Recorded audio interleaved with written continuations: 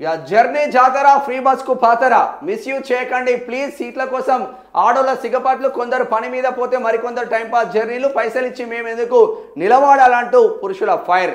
ఉచిత బస్సు ప్రస్తుతం రెండు తెలుగు రాష్ట్రాల్లో ఈ స్కీమ్ అమలవుతుంది. ఇక్కడ మహాలక్ష్మి, అక్కడ శ్రీశక్తి పేరుతో ఈ పథకాలు అమలవుతుండగా దీనిని కొందరు లేడీస్ మిస్యూజ్ చేస్తున్నారని ఆరోపణలు ఉన్నాయి. కొందరు మహిళలు పని మీద బస్సులో ప్రయాణిస్తుండే మరికొందరు మాత్రం టైంపాస్ కోసం చిన్న పనులకే బస్ ఎక్కి తోటి వారిని ఇబ్బంది కలిగిస్తున్నారనే విమర్శలు వస్తున్నాయి. సీట్ల కోసం తోటి మహిళా ప్యాసింజర్లతో గొడవ పడడం, బూతులు తిట్టడం, చుట్టూ పట్టుకోవడం, తగులాడే సీన్లు చాలానే దర్శనమిస్తున్నాయి. దీనికి తోడు కొందరు ఆర్టీసీ ఉద్యోగులతోనూ దురుసుగా ప్రవర్తించిన ఘటనలు అనేకం.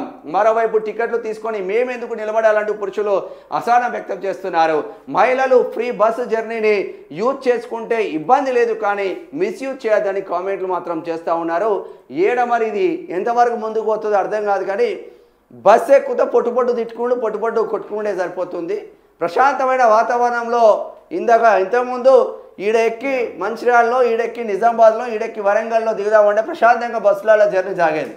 ఈ ఫ్రీ బస్ వచ్చిన తర్వాత బస్సు ఎక్కాలంటే పోయేదాకా జాతరనే మనకి. ఇక పిల్ల మొగలు ఎట్లా కొట్టుకుంటారో ఇక అట్లా కొట్టుకుంటున్నారు బస్సులలో ఆడోళ్ళు.